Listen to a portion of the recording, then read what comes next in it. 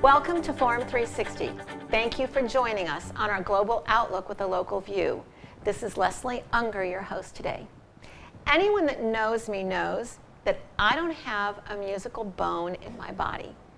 I may have been the only cheerleader in history who had no sense of rhythm. Yet when I heard and saw our guest today perform, I was enchanted. You can't take your eyes off of him. In a world where people name themselves Notorious and Ludicrous and the Stallion, our guest's name is Humble G. de Fiddla. Please join me in hearing Humble's story, hearing his fiddle, and bearing witness to his infectious enthusiasm. We welcome Humble G. de Fiddla to Forum 360. So we welcome you. Thank you for coming. Thank you for having me. So I have to ask you, when I think of a fiddler, my introduction to a fiddler was in the movie Fiddler on the Roof, which took place in another century, in another country. What was your introduction to a fiddle? To fiddle, so my introduction to the fiddle was actually in school. We were living in a middle-class neighborhood, South Euclid, Lyndhurst area. And I was going to a school, I think it was named Greenview. And they brought all the students down to... Now at this time, did you know you were musical? Did you know you had an interest No, I was dancing though. Okay. So I was dancing a lot. I was even traveling. I was like a kid dancer. Like I used to love to dance. That was like one of my first loves, was dancing, and I used to love to paint and stuff like that. But when they brought us down, they just showed all the students. It was in the cafeteria, they had all of these tables where they had different instruments. And the first instrument was the drum that I just was very interested in. But I don't always go with my first choice. I said, let me see what else they got going on here. So by the end of it, when they walked us around, there were a few students that were indecisive, and I was a part of that group. So then they took us into a separate room, and they introduced us to the classical string instruments. And that's when we saw the cello, we saw the viola, the upright bass, the harp, and then they showed us the violin last. It's the concert master violin. And I have a quick story about this. And I picked that violin. Unfortunately, my mom had lost both her jobs. She was working 2 jobs at the time. So we moved back into the inner city in Cleveland, Ohio. And we were staying on Prince and 93rd, which I had to go to Nathan Hale. At this time, Nathan Hale didn't have a band, an orchestra. They just had kind of like this, not even a theory class, it was more like a music history class. And we used to get progress reports. I don't know if they still do that, but we were getting progress reports, and I got an F in music. So my mom, she just wasn't having that. So she came up to the school very respectfully and asked the teacher, how would you give my son an F? You must not be paying attention to your students, because he loves music. And he kind of generalized me like, well, you know, he's clowning with all the kids. And the kids were like, no, he doesn't clown. You know, they looked at me, I was kind of quiet and shy. We don't even talk to him like that. So she said, well, test him now, ask him anything. And so she gave me the chalk, and he started calling out these different notes for me to draw them in treble clef. So he called eighth notes, quarter notes, whole notes, 16th notes, and I was drawing them. And he just wouldn't give. He's like, well, he could have went home and practiced for this, you know, just to make you think that he's doing well in the class. So he just wouldn't budge. The next week they had a show and tell where they asked us to bring in something that we do that most people don't know we do, so we can show them and tell them about it. So my mom told me to bring my violin in. So I brought my violin in, and I played, what was it? I think it was My Heart Will Go On by Celine Dion. That was like the big song at the time. I think I had to be like maybe 11, 10, something like that. And after I played, the students loved it. They actually gave me more respect. And then the teacher, he had me stay after class. He asked for my mom's home number, her work number, and he actually called her and he apologized. Wow. And by the time the report cards came out, my grade went from an F to an A, and he submitted me to Cleveland School of Arts. And so from there, my journey was a journey, but that was the beginning story of me coming into the violin. Now, I had to Google, I had to go to my best friend Google to truly understand the difference between a fiddle and a violin. But as I understand it, it's the same instrument, Yes. it's just what music Yes, it plays. yes. So a violin plays classical, Yep. and a fiddle plays bluegrass Yeah. or country, or how would you label what you play? So what I play a little bit of everything. I do play classical, of course, because I came up in school. We play classical music. I play R&B, I play hip hop, pop, country. I use a lot of techniques that you find that fiddlers play, which a lot of techniques they play is in classical music as well. But the fiddlers, they highlight this style a lot, where they do a lot of double stops. They play multiple strings as they play, and I take those techniques and I play them in my music, just like a voice. A singer is still a singer. But you got a blues singer, you got an R&B singer, you got a country singer. It's just really the style of music. So you mentioned that, at first the drums interested you Yeah, and yeah. that you dance. Do you play other instruments beside the fiddle? So I do play the djembe, which is a West African drum that you play with your hands. And I do play the keys a little bit. I won't say I'm a pianist, but since I'm a producer and a sound engineer, I do play the keys because we use MIDI keyboards to create music. Me and my wife play the healing singing bowls and different things of that nature, but I'm mostly a violinist and a vocalist and a producer. So that's what I was going to ask you. So you do sing. Yes. So if you had to choose between singing and playing the fiddle, which one would you choose? It would be hard because... Is that like asking you to choose between two kids? Yeah, it would be hard because just to understand, art imitates life. So the first instrument was actually the drum, because the drum imitates the heartbeat. The heartbeat, once that beat stops beating, you're gone. And then from there, the skin of the drum shredded. And once our ancestors rolled their fingers across the different tightness of the shreds, it played melodies. That's where the harp comes from. And then we imitated those melodies with our voice to sing. So music is very powerful, and it's even more powerful when you add a voice to it to add a message. So it would be hard for me to separate it because my voice is how I'm able to vocal my message and my purpose. Now, let me ask you, as I mentioned in the intro, your energy on stage, is infectious. How you jump up and down and play at the same time. I'm going to ask you about that. But when you started out, does it just come out of what you're playing, or do you start out saying, I'm going to move a lot and I'm going to show a lot of energy, or does it just come out? It just comes out that way. Well, I used to weigh 300-something pounds years ago, but then I got really slim and cut, did the P90X thing, and just got really hype. I just came back from an injury to my back last year. I couldn't even walk for 4 months. Now, was the injury at all related to your playing? I think it was a mixture of just me doing too much on the workout side. Okay. And I injured myself, so now I'm back and getting back in shape and things of that nature.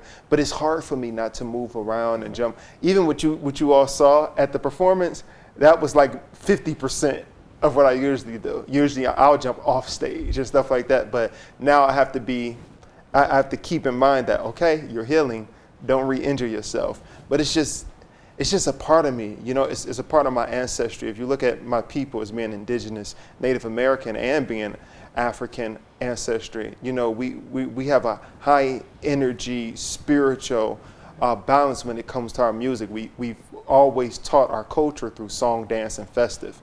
So that's how I know that I can engage with the crowd and I can engage with everyone that's there, because I want to give them something to feed off of so they can give me something to feed off of. That is especially true, as a communication coach.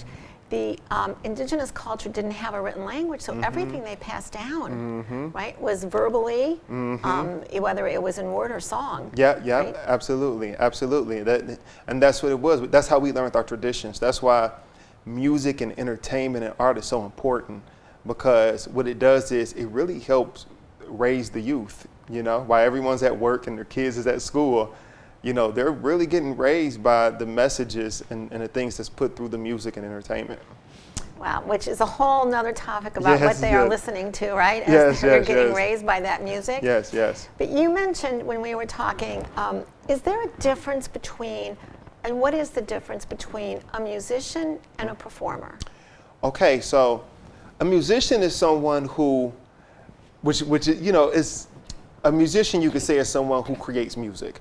So I consider someone who makes beats on their computer or someone who DJs on a DJ board a musician as well, because through the technique and that technology they use makes them a musician. But then when you come to instruments, a musician understands how music sonically feels to someone when they hear it. And a musician practices that daily. They have to have that skill. Now, a performer, on the other hand, is someone who their main focus is to entertain you.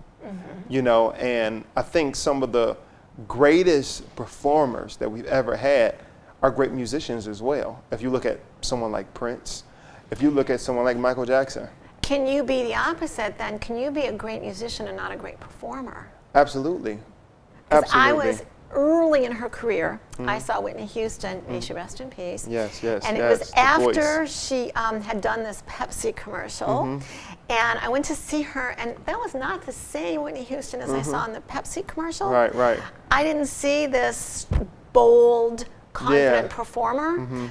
So can you talk to us about what does it take to be that performer, to entertain? It comes to practicing. Because I tell people, you have studio artists, you have performance artists. You have people who sound great in the studio, and you have people who sound great on stage, but just because you sound great on stage doesn't mean you're entertaining.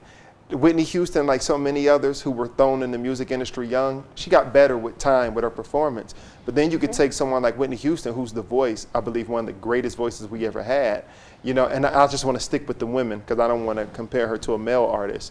But then you could take someone like Janet Jackson, who's not the greatest vocalist, but she's a phenomenal performer. You know, she's the blueprint when it comes to performances of female artists today. So before we ask you to perform, I'm going to ask you, could you name one favorite female recording artist, or not recording artist, but performing artist, and one favorite male, one favorite female, or two favorite males, two Okay, favorite females, we'll whatever do two. you want. We'll do two. Okay. Okay. Oh man. Oh, my goodness. So we're talking about performance. Performance. Janet Jackson, Okay. of course. Performance-wise, I would have to go Janet and Beyonce. To me, those are performance-wise. Beyonce is a great vocalist as well, and Janet is as well in her own right. But performance-wise, I would say them two.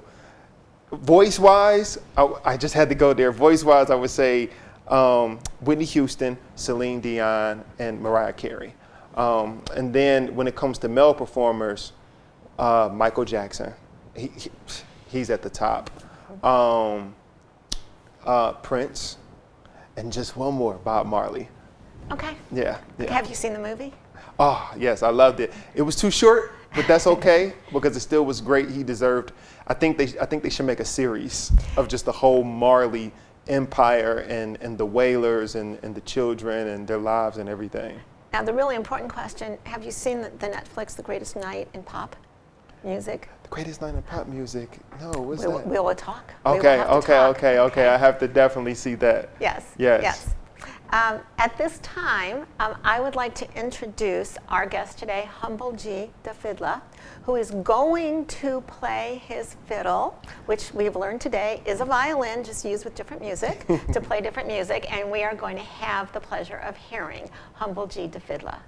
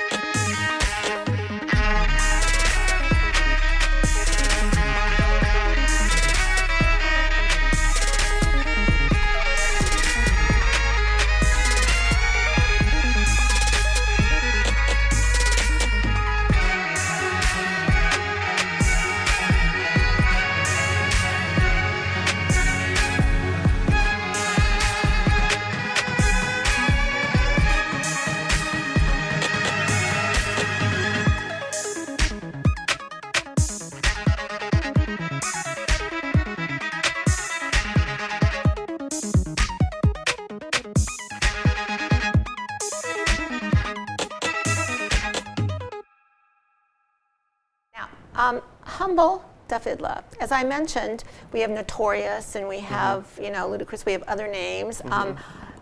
I'm going to guess perhaps you were not born with the name Humble? No, I wasn't. I wasn't born with the name Humble. So how did you pick, as you went to pick a name, why did you pick Humble? The reason it actually was given to me. So, see, I kind of think that way about nicknames. Like, I always wanted a nickname, but you can't give yourself a nickname. Yeah. Right? Life has to give it to you. Yeah, so did life gave you Yes, Humble? that's what happened. My mom always kept, she always kept mentors in my life. So at the time I was working with a company, Global Entertainment, and there was some brothers that I was working with, and one of them, who was my producer at the time, Mick Beats, he gave me the name. He was like, you know what, you're really a humble dude because you do all these different things. You rap, you sing, you play the violin, you produce. I think that should be your name. And I think it would be great for you. It would keep you humble. And so from there, it was everyone in the hood, they called me G. What's up, G? So then it turned from G to Humble G. And the G was like, I'm just a humble guy. And then everyone was calling me the Fiddla. Yeah, the Fiddla, the Fiddla. So then I went Humble G, the Fiddla.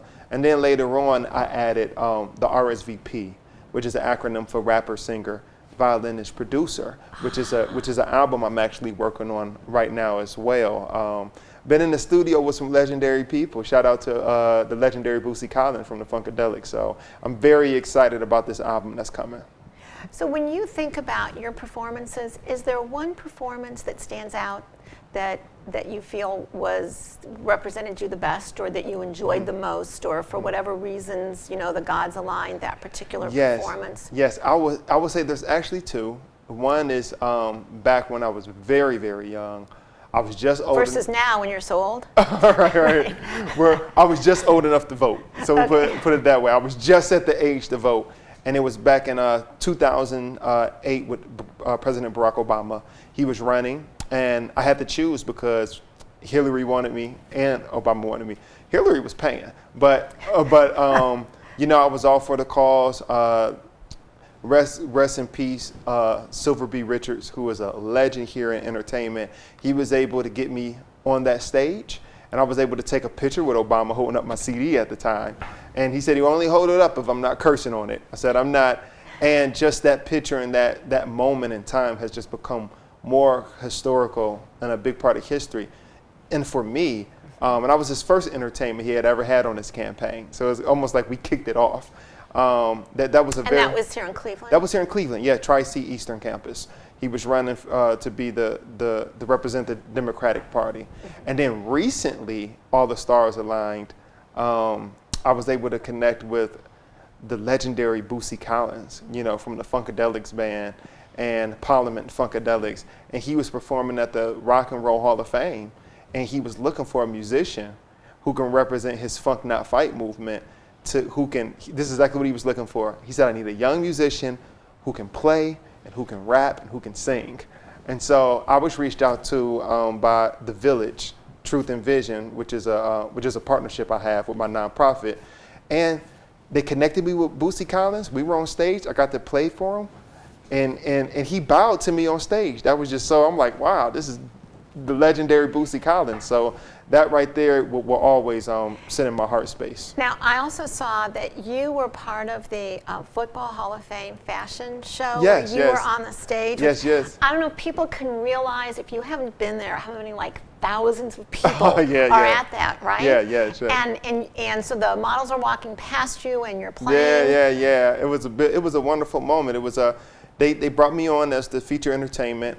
I've done a few events up there with a group called Authentica, and from there, one of the board members just was like, "Hey, we want to have entertainment this year. I say we book Humble G," and from there they booked me, and it was a wonderful experience, and it's great on my resume. So sure. The Enshrinement Week, Gold jacket. Anything on Enshrinement, right? Week is good. Is good for your resume. Yes. Now, when I was a little girl, as I said, I have not a musical bone in my body, but my mother made me take piano lessons, which did not go well because I wouldn't practice in between. Right. So would you give our audience an idea? You know, they see you playing and it looks like you're enjoying it so much, Yes. the audience, but give us some idea of the time or the sacrifice involved, because though I didn't do well with the piano, I showed horses for a long time, and there's so much sacrifice that you say no to other things with your friends, with other things, right? Yes. Give us an idea of the time it takes to be able to get on the stage and play it like it's nothing. You know, I've been doing this for the majority of my life. Like I said, I started around 11. It's just like when an athlete plays basketball. When they're young, they're putting a lot of hard work in. That's why I always tell people, get into something while you're young, because it'll be fun. Because as you get older, now, you know, your schedule gets tight. Now you have to practice. When I was young, it didn't really feel like practice. It was just fun. It was my passion. I didn't know I was primarily self-taught till I played with the Cleveland Suburban Orchestra. And the conductor was like, I was the youngest there. Everyone there was about 60 years old and older. I had to be about 17. And he was like, you play so well, who's your teacher? I'm like, I play at school.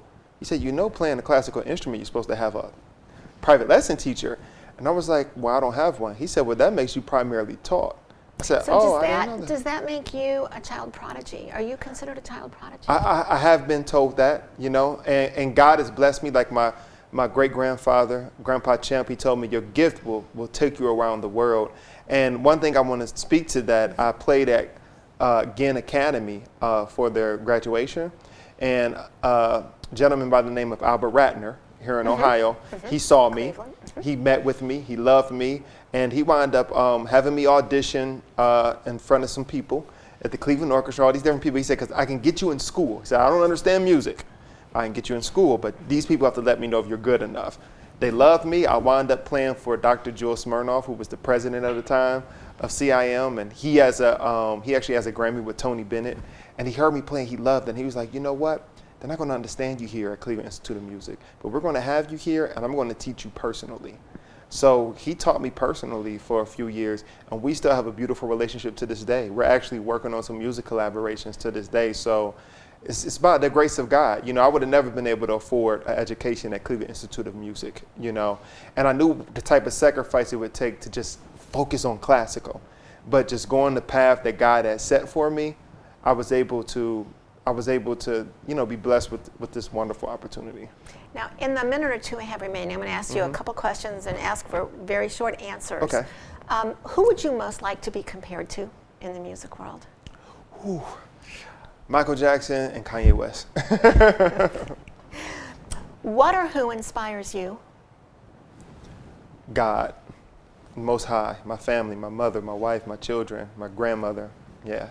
Now, in the Greatest Night in Pop, they're recording "We Are the World," and in the middle of the night, they get chicken and waffles. Okay, which I just can't understand how someone can sing after chicken and waffles. But do you have a meal that you eat before you perform?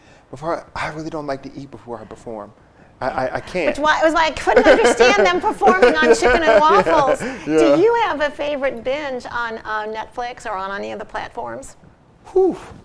I would say The Witcher. Okay. I love the Witcher series. Yeah. Okay.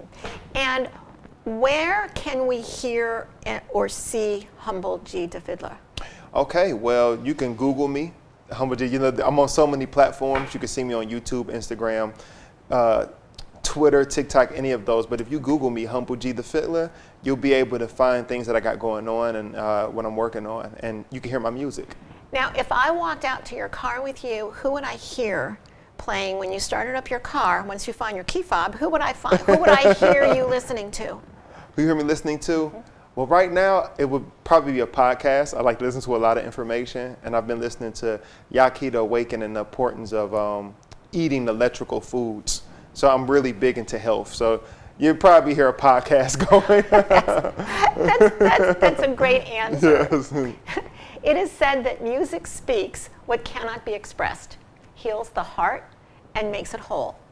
We thank our guest today, Humble G the Fiddler, one of the jewels in Northeast Ohio, who speaks through his music, makes our hearts whole, and makes our feet dance.